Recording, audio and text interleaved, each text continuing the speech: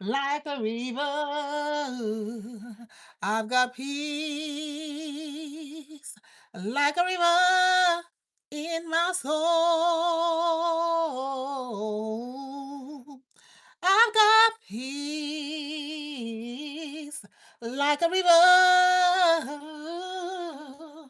I've got peace like a river. Yes, oh, I've got peace like a river in my soul. Hallelujah. Ooh, I've got peace like a river.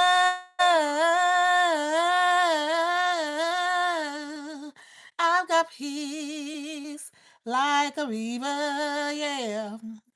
I've got peace like a river in my soul. Ooh, I've got peace like a river.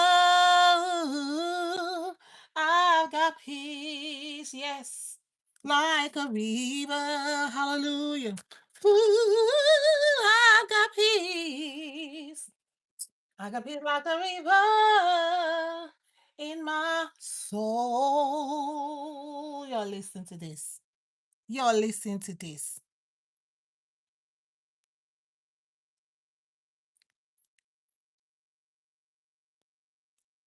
He's able, he's able. I know that he's able. I know my God is able to carry me through. The poor got the good news. The blind see, the lame walk, the deaf hear, the lepers cleansed, and the dead were raised to life. My God is able, He's able. I know that He's able. I know my God is able to carry me through. I've got peace like a river. Oh, I've got peace like a river. You got peace? I've got peace like a river in my soul. Yes, I got peace like a river. I've got peace like a river. I've got peace like a river in my soul. The peace that Jesus gives to us as followers of the way, as bearers of the cross, it doesn't even make sense. Sometimes things happen to me and I was like, why you have so much peace? It doesn't even make sense. To the ordinary man, it doesn't make sense. When everybody's like whoa, whoa, whoa, and you're just laughing and just like they're like, why are you not taking life serious? Why don't you think that what is happening is serious? It doesn't even make sense to the world. Yes, God says in his word that his ways are not our ways. His thoughts are not our thoughts. Beloved, what are you doing with the peace that Jesus has given to you? You know, one thing is about the Lord Jesus is that he's faithful. Let's go in the scripture. Let's go in the scripture in John chapter 14. We got to go in the scripture, people. This world that we see, even you were created by the word. And nothing that we're seeing that just came of his own. He said there was nothing that was made without the word. And so sometimes people ask me, why do you have to always go into the scripture? I tell you this, I say, God created the world with the word. I mean, where else do you want me to go? You want me to go in Guardian newspaper or go to CNN or go to Fox News to go and bring stuff?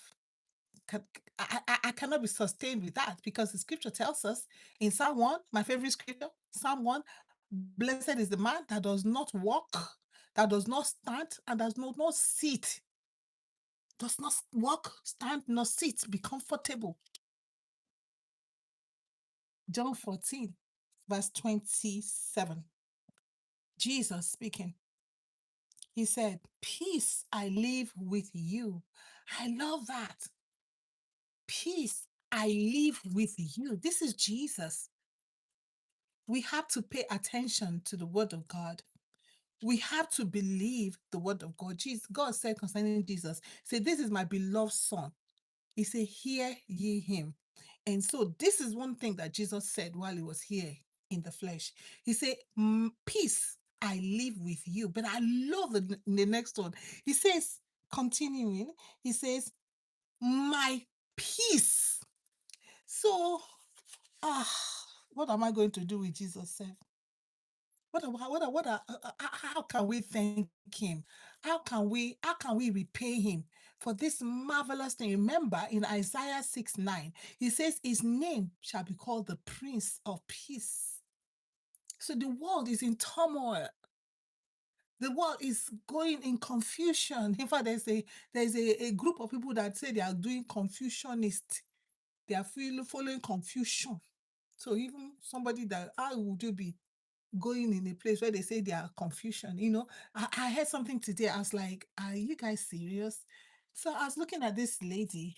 She looked so tired. And when I say, you look tired and you've not been at work for a while, so why are you looking tired? He said, oh, because we are tarrying for the Holy Ghost. When you think I've heard everything, then you hear another one. I'm like, so tell me why? She said, do you remember in the scripture when Jesus resurrected, he walked on this earth for 40 days? ah, and then he told the disciples to tarry, and then the Holy Ghost came. So they are tarrying for the Holy Ghost. So I'm wondering in my head, so do you guys only tarry for the Holy Ghost once a year? I'm worrying in my head, how many days are you tarrying? God. Jesus said the blind shall see. Do I blame her? No.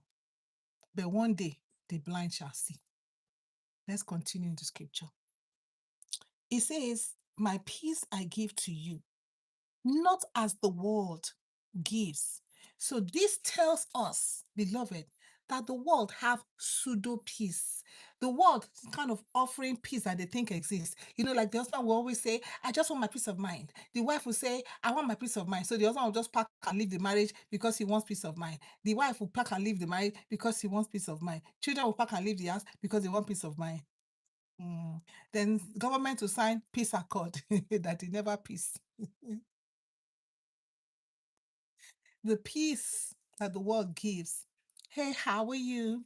The peace that the world gives. Oh, shalom, beloved.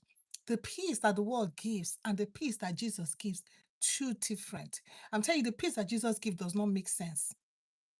The peace that Jesus gives does not make sense because in the midst of trouble, you are laughing and you're smiling. Hi, hi. Better with God. The peace that Jesus gives does not make sense.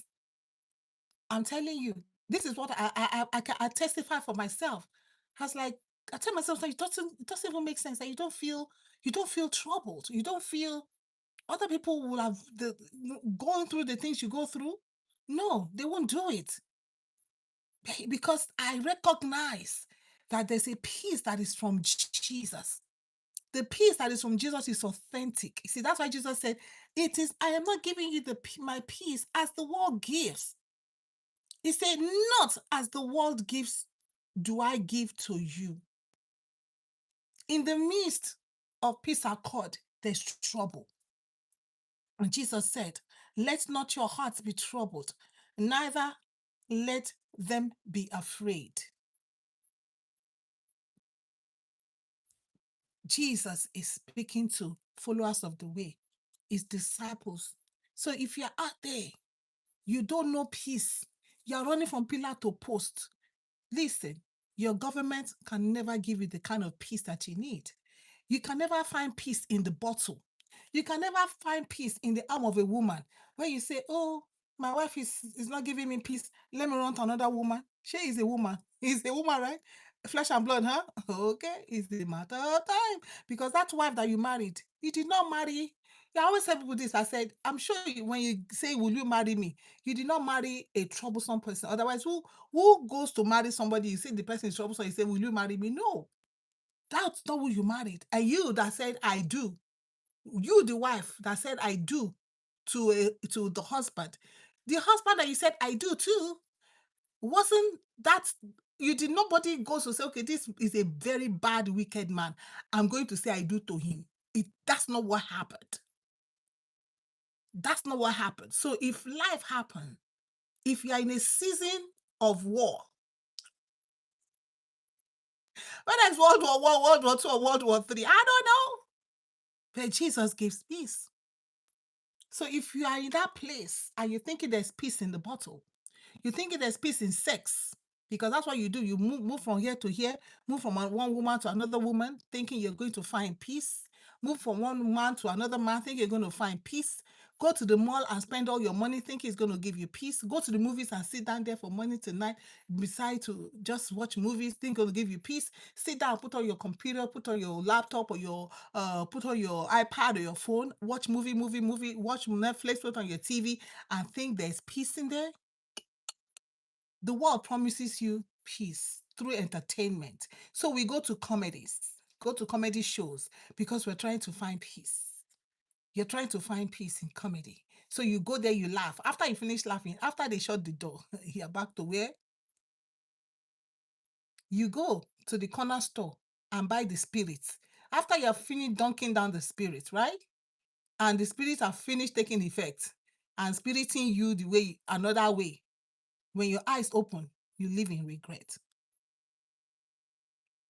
Just think about it. So if you do not have peace, if you're looking for peace, I introduce to you today the Prince of Peace. His name is Jesus. And he will give you peace that doesn't make sense to the world. The world will be looking at you and like, what's wrong with you? They wouldn't understand why everybody else is crying about the gas price and you're not crying about the gas price. They won't understand why everybody else is crying about increase in grocery price and you're not crying about it. They won't understand why everybody's crying about the wars here and there and everybody's concerned about what's going on and you're not. You're not. You're not watching CNN to get updates. You're not watching Fox News to get updates. You're not doing anything to stay updated to what's going on because you know that this world is not our home. Why? Because you have received a peace that is coming straight from God. So how do you protect this peace? Remember, I said this peace that Jesus gives. It is not the peace. Jesus said in John 14, not as the world gives. So we're not talking about the peace that the world gives because the peace that the world gives runs out. The peace that the world gives is pseudo peace. The world, in fact, the world has no peace to give you. They give you a form of peace.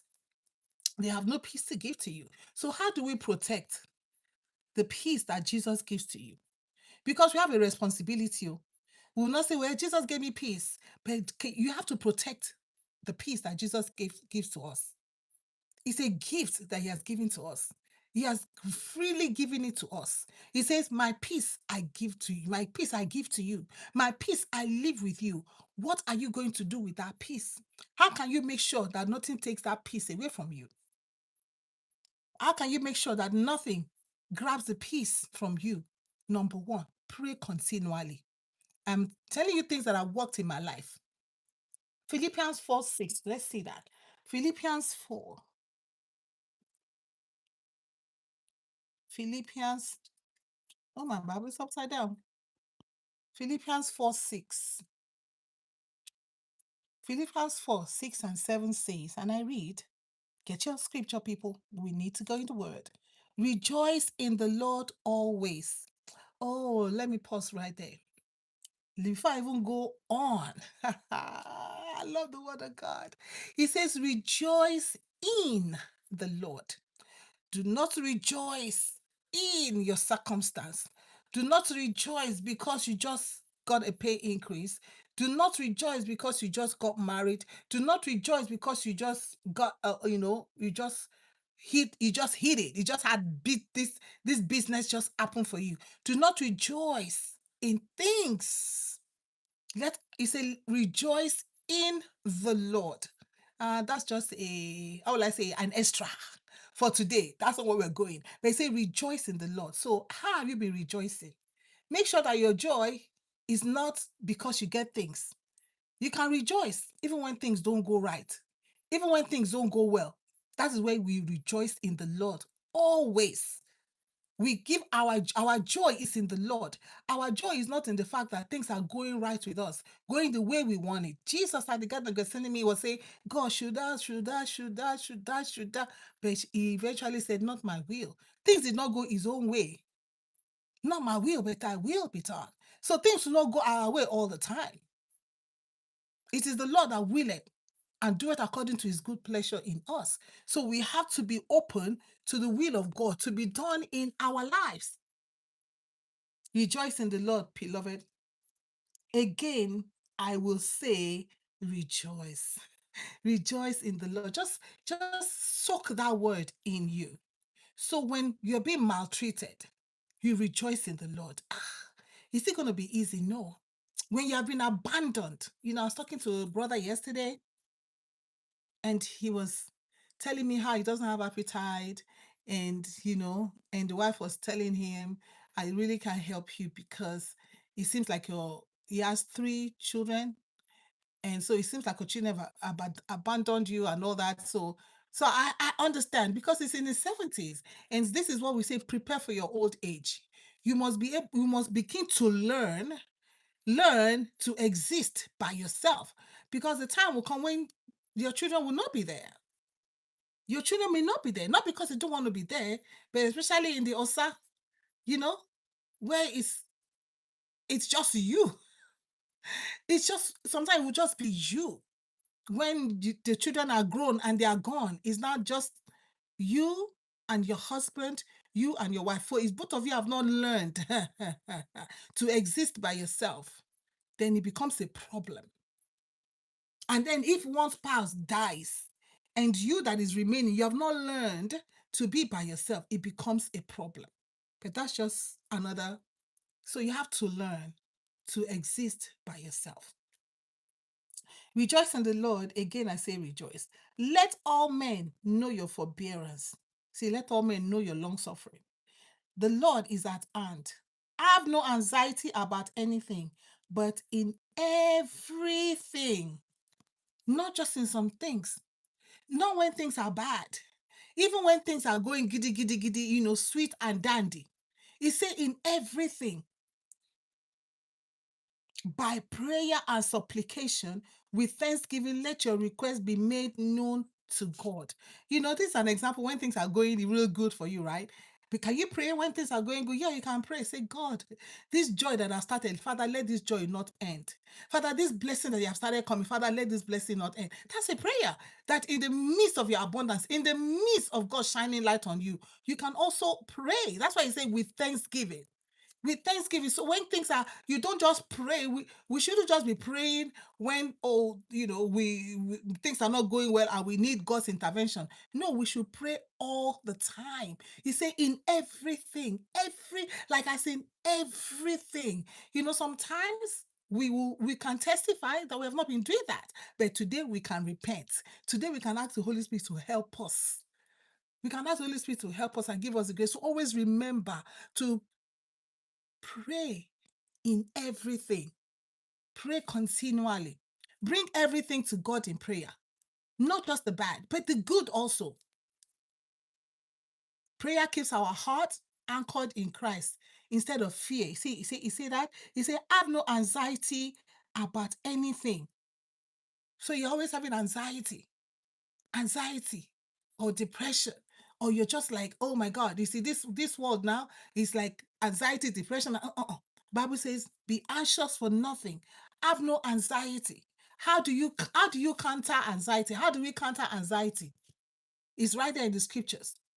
He said, have no anxiety about anything. What you're going to eat, what you're going to wear, what's going to happen to my children, what's going to happen to my husband, what's going to happen to my wife, what's going to happen to my job, what's going to happen to my business, what's going to happen to this country, what's going to happen to this world, what's going to happen, what's going to happen, what's going to happen, what's going to happen, what's going to happen, what's going to happen, what's going to happen.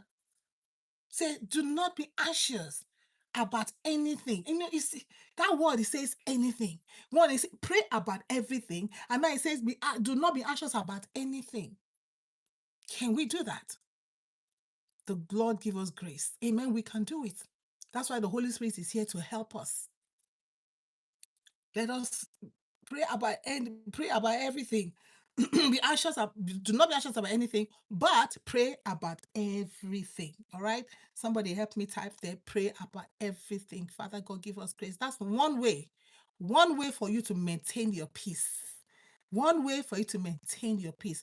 Another way to maintain your peace is to read the scriptures daily. He said, Joshua, this book of the law, let it not depart. He said, meditate upon it day and night. You want to have success, not just success, but you want to have good success. You cannot not read the scripture daily. As in daily. If you eat, Jesus said, when they told him, teach us to pray.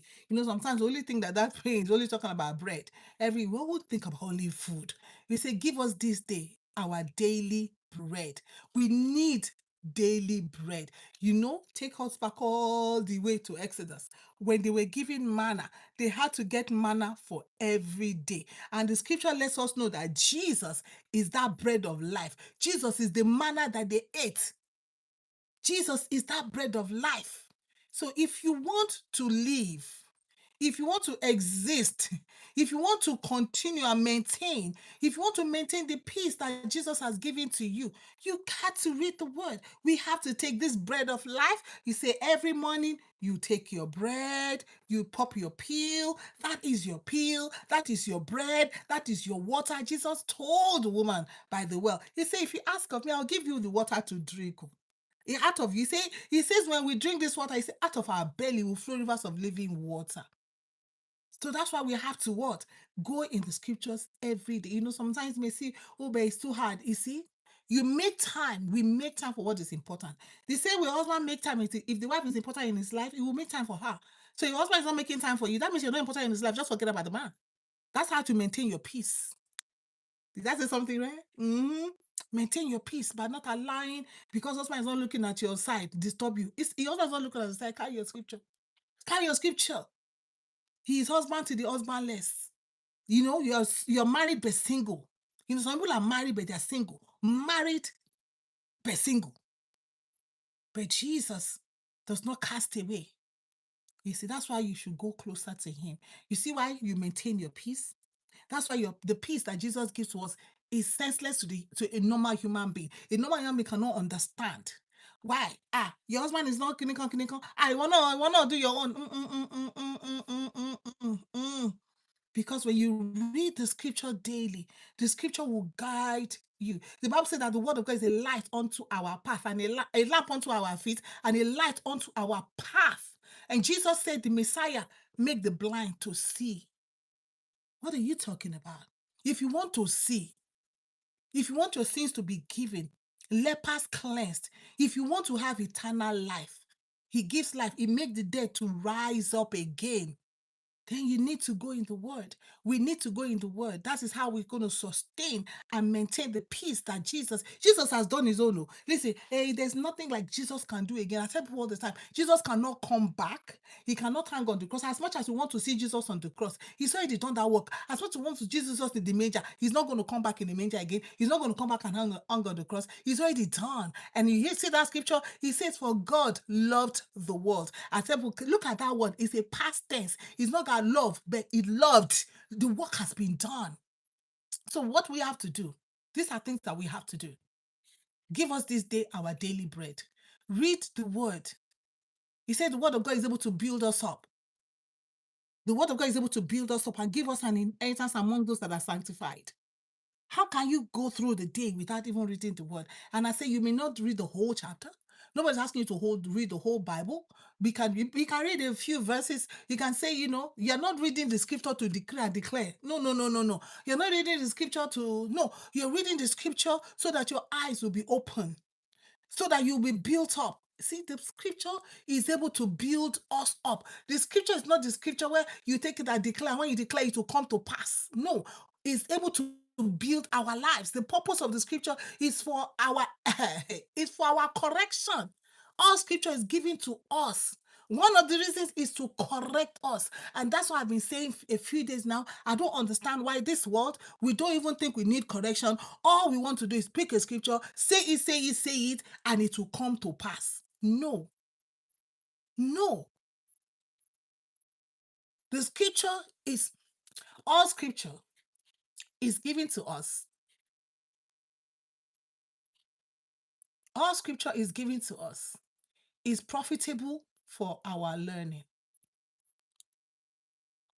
All scripture is given to us, is profitable for our learning. Give me that scripture.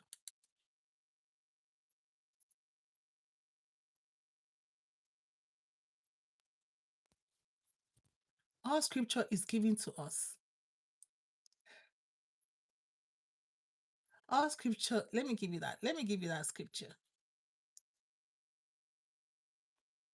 Okay. All scripture is given to us, profitable for our learning.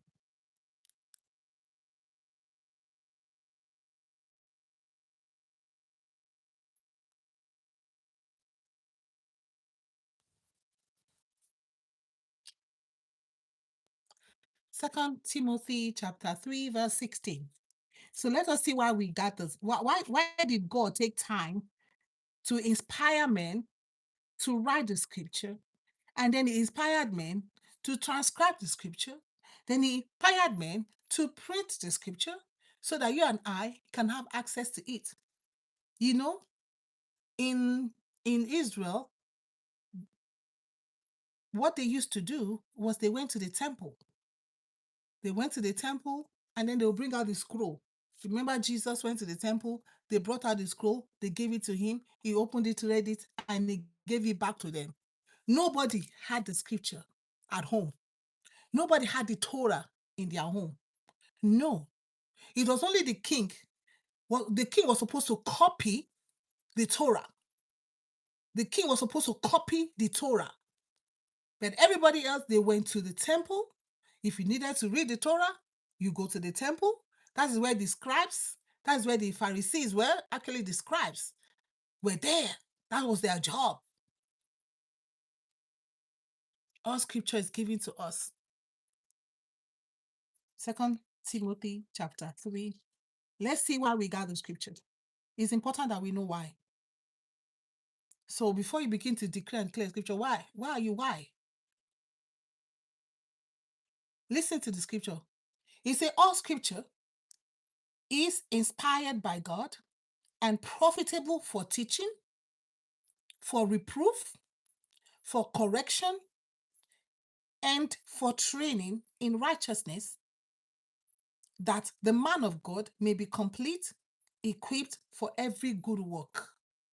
Why? Why do we have the scripture? The Bible tells us that the word of God is able to build us up and give us an inheritance among those that are sanctified. So that's why we have to read the word every day. Why? Why do I need to read the word every day? Because it is profitable for my correction. It is profitable for my teaching. It is profitable for my reproof. It is profitable for my training in righteousness, that I may be complete, equipped for every good work. If I do not read the scripture, I will not know how to live righteous before God. I will not know not to open my body. I will not know not to be jumping from one bed to the other. Like the Proverbs chapter 7 woman. There's a difference between Proverbs chapter 7 woman and Proverbs chapter 31 woman. I will not know how to manage my money. It's there in the scripture. I will not know how to take care of the poor, that the poor is important in the heart of God. I will not know that if lying is bad, and then for correction, then it will correct me, say, put away all lying. That is why we read the scripture. If you want to maintain the peace that Jesus has given to you, you want to have it on lockdown, read the scriptures daily. Another thing we can do is guard what enters our mind. Philippians 4:8. Guard what enters our mind. Thank you, Jesus. Oh, thank you, Lord Jesus. Philippians 4:8. Guard what enters our mind. Thank you, Father God. Finally, brethren, whatever is true, whatever is honorable, whatever is just, whatever is pure, whatever is lovely, whatever is gracious, if there is any excellence, if there is anything worthy of praise, think about these things. This is very important and has been very important in my life. Sometimes I sleep and sometimes I come back and catch myself and I repent. So, what are you dwelling on? What are you dwelling on? In your relationship, what are you dwelling on? Concerning your community, your government, what are you dwelling on? Are you dwelling on the evil? He says, as a child of God, this is what we have to do. Whatever is true, whatever is honorable. For relationship, for marriages, this is very important. This is very, very important. What are you always thinking about your husband? What are you always thinking about your wife? So your husband, listen, is a sinner because all have sinned. But what you see in him is all the wicked things he's done. And like I said, when you said, I do, when he said, will you marry me? You said yes. He said, yes, yes, yes, yes, yes. When he gave you the ring, and he said, will you marry me? He said, yes, yes, yes, yes. Did you say yes to a wicked man? It's a question. But you know the problem that we have? The scripture tells us, Jesus said, for the hardness of your heart. Because now, all you're thinking of about that man is every bad thing. You forgot that you said, yes, yes, yes, yes, yes. And then you see your friends, oh my God, to be married, oh my God. You forgot? You forgot? On the wedding day, how after they put the ring, your hand could not go down again. Every time you walk, you're always walking like this, like this. That's how you walk. You forgot? Why? Because your mind has been is not staying on the things that are just. He's not staying on the things that are pure. He's not staying on the things that are true. He's not staying on the things that are lovely. Did you see that? He's not staying on things that are lovely or just staying on things that are ugly. Yes, every one of us have a ugly part. Today, we went to see somebody, and after we came out of the office, the person that with me was like, oh, did. I said, stop. I told her, stop. Don't do it. She said, oh, why is she like that? I've never said like that. I said, leave her alone. She's going through a moment. I said, all of us. I said, you're a human being. Sometimes things will rub you off a wrong way. And if somebody comes into your presence at that time, transferred aggression, you can just transfer that feeling to that person unknowingly. So she'll say, it's true. I've never seen her like that. I say, now you know. I say, stop. Think about the good things. Think about lovely things. Don't, because you encounter somebody and then all you want to be thinking about is how bad they are. The wife only thinking about bad about the husband. The husband thinking bad about the wife. The children thinking bad about the parents. And my own is like, okay, you're living in the parents' house, you're eating their food. Hello, you are thinking bad about your parents. Parents thinking bad about the children. You're thinking about bad about the president that you don't even know. You don't even know how to run your own life. You think it's easy to run a country. So you're thinking bad about your president, talk bad about the president this, the president that, the governor this, the governor that, the mayor this. Look at your own. I tell you, I say, look at your own life, your individual life, your own individual life. Have you been able to run it well? Then if you have a family, look at the family. Were you able to run your family well? How much more running a whole nation? You think it's a joke? That's why Solomon prayed. Solomon did not ask God for money. When God asked Solomon, what you want? Solomon said, I need wisdom for this, your great people. Because Solomon kind of understood, man, to be a king because he saw the father. He saw the father. He saw Adonijah. He saw Absalom, defect. He saw Ahithophel. He saw all these people. So Solomon had to say, God, me, I need wisdom. Something that the father did not ask for. It's not easy. Think. You want to keep your peace? You want to keep your peace. Think about the things that are just, that are pure, things that are honorable, things that are lovely, things that are gracious. to keep your peace. Things that have excellence. Otherwise, by the time you begin to think of your husband bad way, you get high blood pressure. I told somebody, I say, you're gonna get high blood pressure. You say, well, I already have high blood pressure. I say, it is you. It is you that will be stressed. You'll be stressed because you're thinking bad, bad, bad, bad. Everything ugly. This woman is ugly. This husband is ugly. This child is ugly. This government is ugly. This boss is ugly. You think about your boss, ugly, ugly, ugly, ugly, ugly. And I say to somebody, I say, your boss writes your check. He says, oh, he doesn't write my check. Yes, he does. If he doesn't put your time, you ain't gonna get paid. So stop thinking about the evil thing about him. Just thank God for the fact that at least he's your boss. Hallelujah. Is that gonna be easy? No. That's why we need the Holy Ghost. That's what I'm saying. When God gives you peace, He doesn't make sense. I pray that you come to the place where you think something lovely. Think something lovely about everybody. Give everybody the benefit of a doubt. And I had somebody that used to tell me, he said, Yusuf, you can't even defend the devil.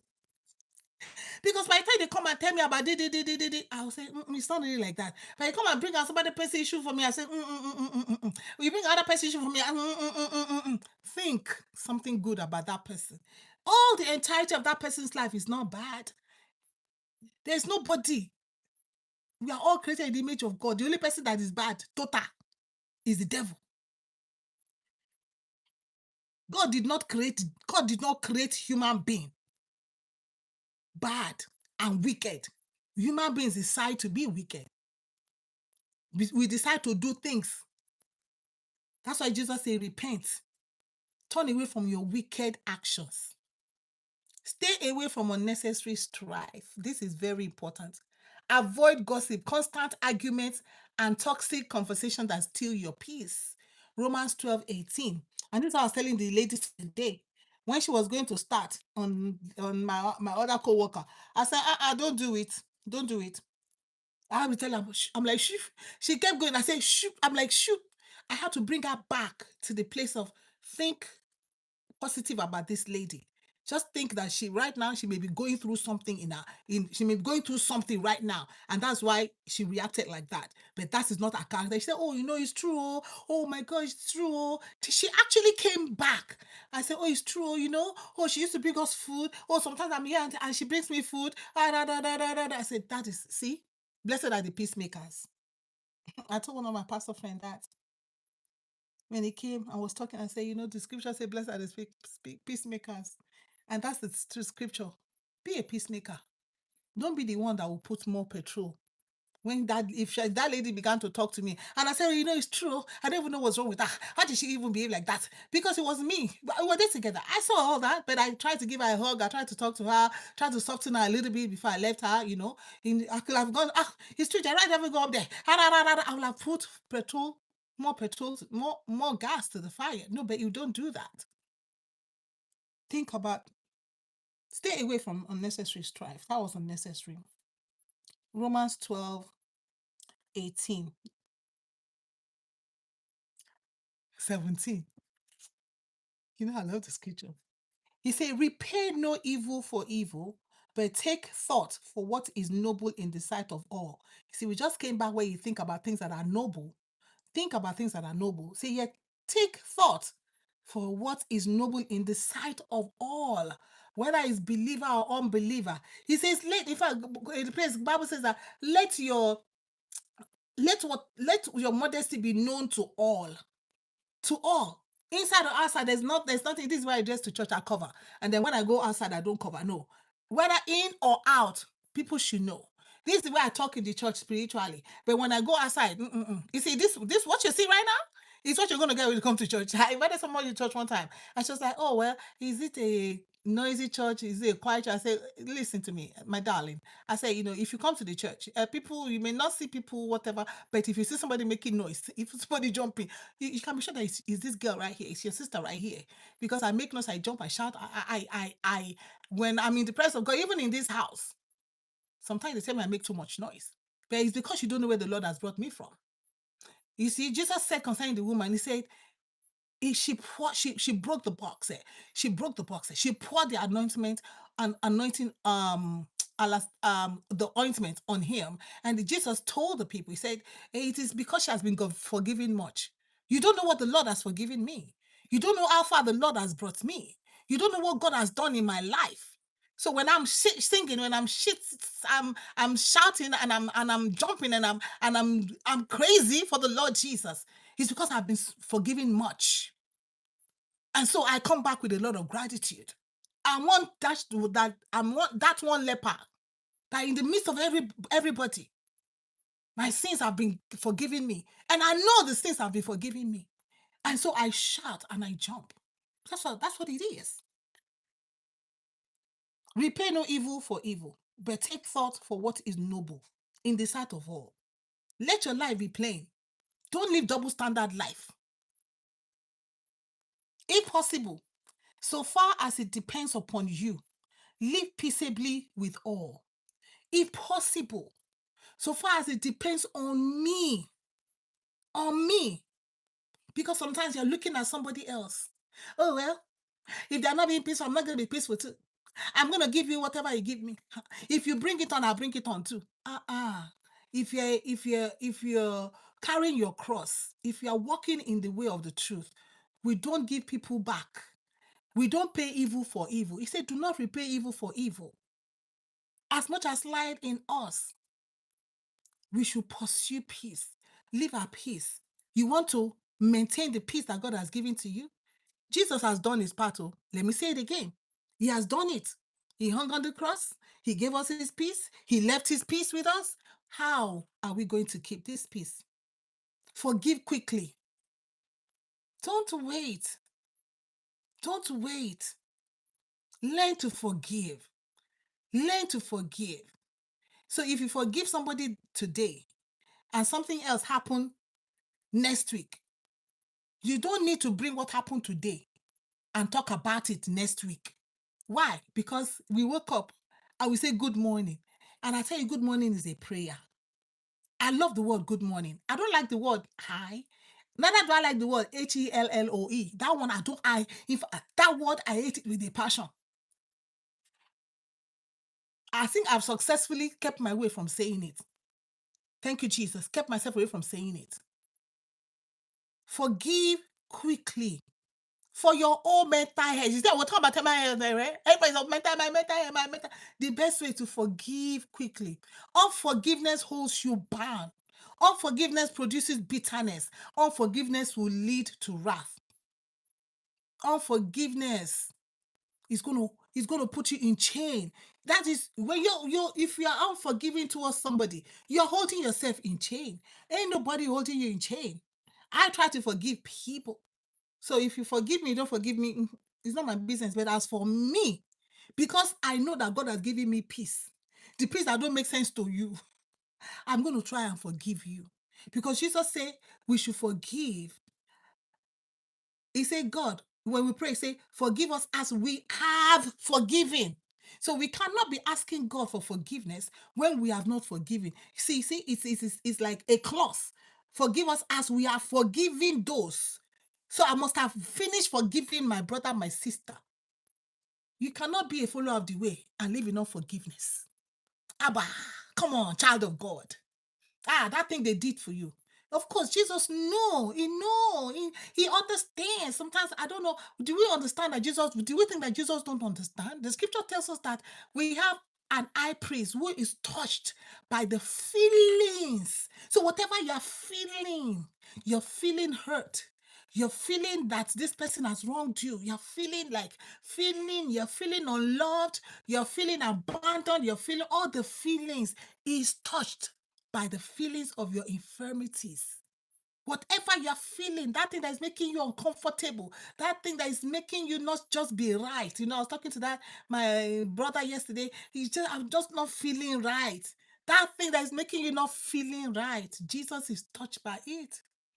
But he says we have to forgive. You want to maintain the peace that Jesus has given to you? You want to keep that peace? You want to hold on to it? You have to forgive. Forgiveness brings freedom. When we talk about freedom, oh my God, there's so much freedom when you forgive people. You can smile. You can see people and have nothing in your chest. You know, when you don't forgive people, when they come around you, you begin to have palpitation. Your facial structure changes right away because your heart is dirty. But when you're forgiving them, they come around you. You have no feeling in your heart. Oh my God, I had to work hard. No feeling in your heart. Nothing contrary. Forgive quickly. Ephesians 4:31. Ephesians 4:31. Father, help us make speed. Ephesians 4:31. Beloved, get your scripture. 31. Okay. For this reason, a man shall. Ephesians 4:31.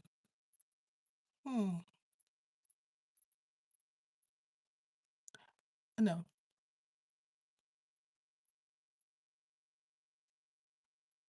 Ephesians 4:31. I was reading the wrong place.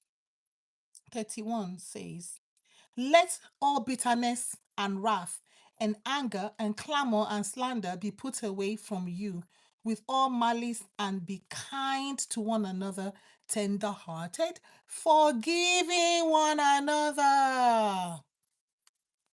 Kind to one another, tender-hearted, forgiving one another as God in Christ forgave you.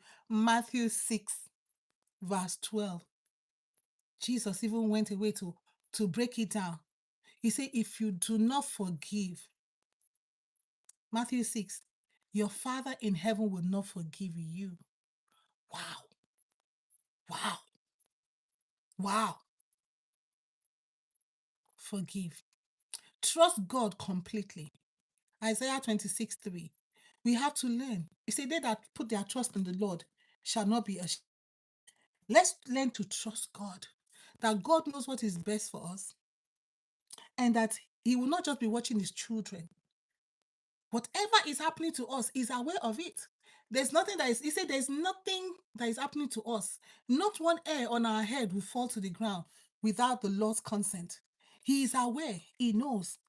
Thou dost keep him in perfect peace, whose mind is stayed on thee. So if you want perfect peace, we have to trust God completely because he trusts in thee. So Jesus left his peace. Jesus gave us his peace. But if we now want that peace to be perfected, if you want that peace to now build tabernacle in us, then we have to learn to trust God. Does that mean because, oh, Jesus gave us peace, I'm not going to have no problem in the world? Oh, come to Jesus, everything's going to be blah, la, la, la, la, la. You're going to marry at the right time, have children at the right time, everything, business going to happen at the right time, you're going to get the right job at the right time, yada, yada, yada, you know? Who said our life is going to be a straight line? God did not promise us a life of straight line. In fact, we don't know whether it's going to be. In fact, somebody said a song that, this life is hills, valleys, and mountains. And then somebody sang a song. He's the God of the mountain. He's also the God of the valley. He's also the God of the hills. He said, oh, when the enemy came against Israel, he said, oh, okay, they defeated us because their God is the God of the mountain. Let us go another way. Whether valley, whether hill, whether mountain, God is God all over. So we have to learn to trust in him. If you want perfect peace, if you want that fake peace to be that Jesus left you, that peace that Jesus gave to us, we want it to be perfected, we have to trust God. Spend time worshiping God. When was the last time you worshiped God? On Sunday? On Sunday or tomorrow you're going to Bible study? No. Do you even worship God at all by yourself? Can you worship God by yourself? See, worshiping God by yourself does not mean that you just now take 1 hour. Okay, I just want to worship God. Just ordinary, like I do in the morning. I decided every morning now I prostrate because I saw in Revelation how did they worship God? They fell on their faces before God. They prostrate. So that's worship. Worship God. You don't just worship God in songs. We worship God in our attitude and in our actions.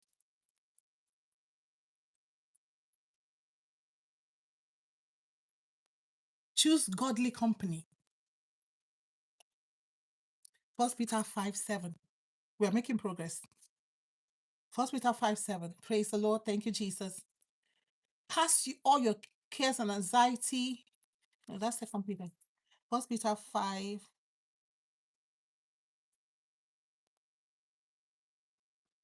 Hallelujah. First Peter 5:7. He says, cast all your anxieties on him, for he cares about you. Be soberful, be watchful. Your adversary, the devil, prowls around like a roaring lion, seeking someone to devour. Okay. No, that's okay. Choosing godly companies is in 1 Corinthians 15. We're making progress. 1 Corinthians 15:33. All right, that is the right scripture. 1 Corinthians 15:33 says, and I read, do not be deceived. Bad company ruins good morals. Do not be deceived. For some have no knowledge of God. I say this to your shame. Be careful who you hang out with. Do not be deceived. Choose your companies rightly. Don't be in the company of people that will make your anxiety level go up. All they talk about is bad, bad, bad, bad, bad, bad, bad. Never having nothing good to talk about.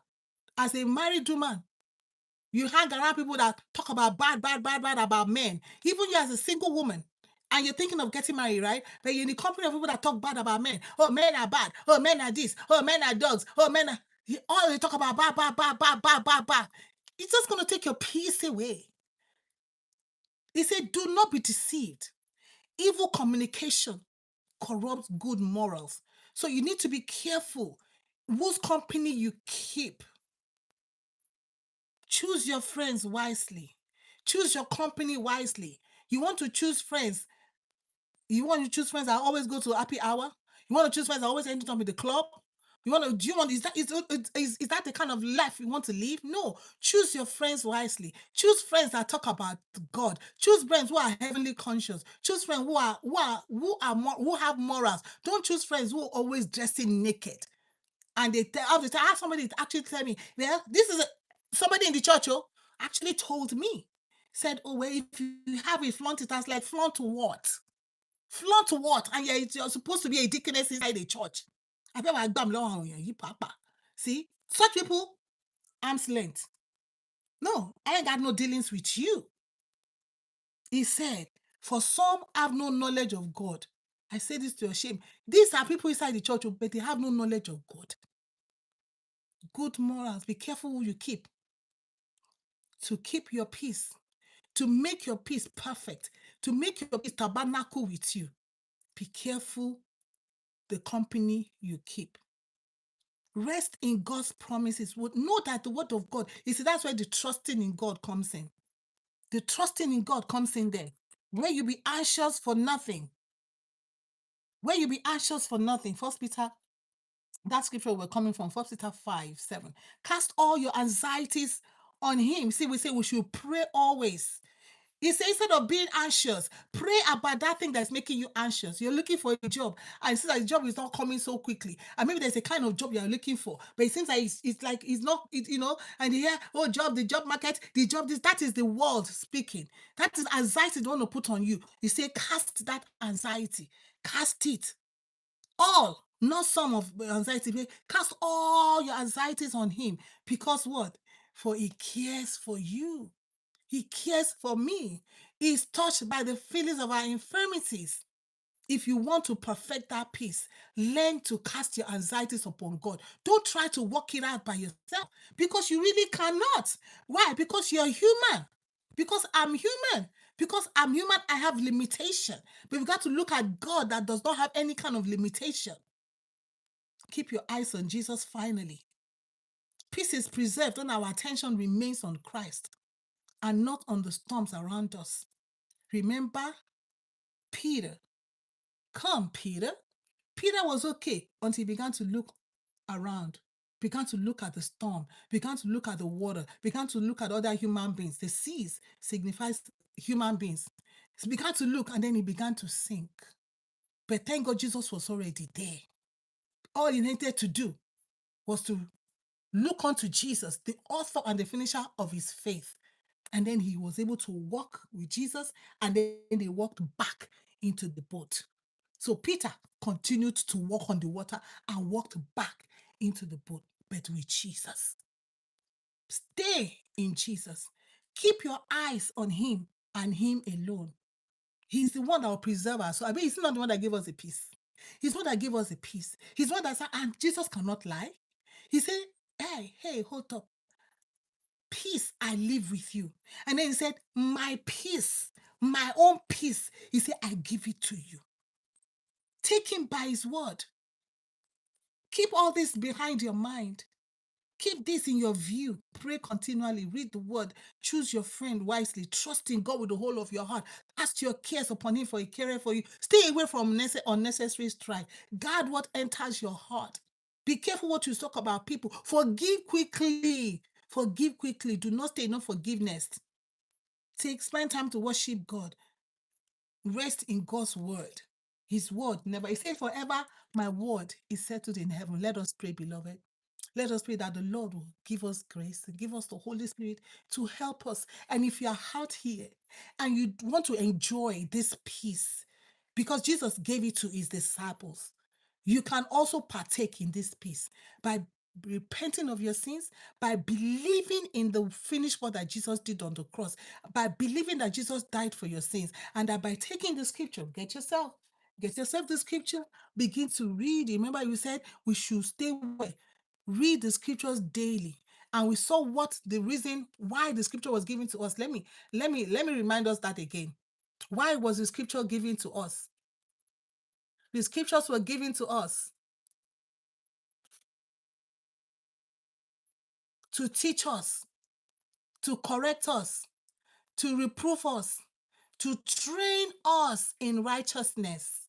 There's no way we can be righteous if we do not look in the word of God, because we are imputed with the righteousness of the Lord Jesus Christ. But you say, work out your salvation with trembling and fear. Father, in the name of Jesus, I thank you for that brother. I thank you for that sister. I thank you for this opportunity I've given to us to come into your presence. Father, we thank you for that man that you're drawing to yourself right now, and you're giving a heart to seek after you in the name of Jesus. And we thank you, Lord Jesus, because you said your peace you give to us. You said your peace you live with us. You said, we should cast all our anxieties upon you because you care for us. For every woman going through one kind of anxiety right now, Father, we pray in the name of Jesus that you take care of it. Let your peace rule in that situation. In the name of Jesus, we bless your name. Thank you for hearing our prayer. Thank you for hearing our prayer. Beloved, shalom. The Lord bless you. The Lord keep you. May the Lord continue to keep us in his path. And we'll be back again if the Lord tarries and keeps us alive. Shalom.